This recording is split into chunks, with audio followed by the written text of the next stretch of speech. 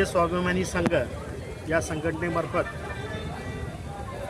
सांगली मिरज कुपवाड महापालिकेच्या हद्दीमध्ये 3 धार्मिक स्थळं जी अनधिकृत म्हणून पाडण्यात आली, त्या संदर्भामध्ये निवेदन देण्यासाठी भारतीय स्वाभिमानी संघ, भारतीय स्वाभिमानी महिला संघ या संघटनेचे कार्यकर्ते आम्ही सगळेजण इथं माननीय जिल्हाधिकारी यांच्याकडे आलेलो होतो.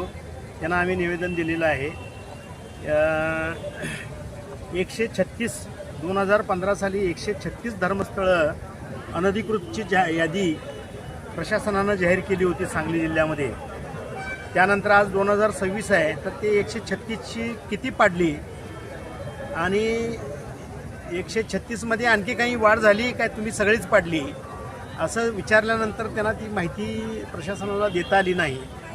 आणि आमचं मत, आमच्या संघटनेचं मत असं आहे की जे अनधिकृत धर्मस्थळं आहेत त्या सगळ्यांच्यावर कारवाई व्हावी, सगळी पाडावी. पण विशिष्ट अशा एकाच धर्माची धर्मस्थळं पाडणं हे चुकीचं आहे.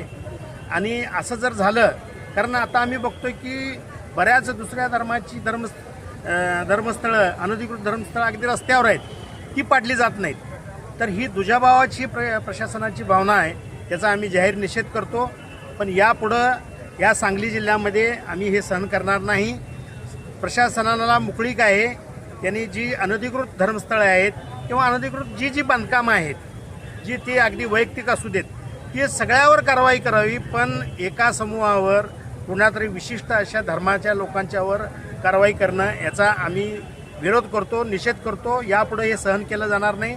असं जर प्रशासनानं परत केलं तर आम्ही सांगली जिल्हाच नाही, पूर्ण महाराष्ट्रामध्ये आणि संपूर्ण भारतामध्ये, कारण आमची ही संघटना संपूर्ण भारतामध्ये कार्यरत आहे, आणि आम्ही आंदोलन करू आणि प्रशासनाच्या विरोधात आवाज उठवू.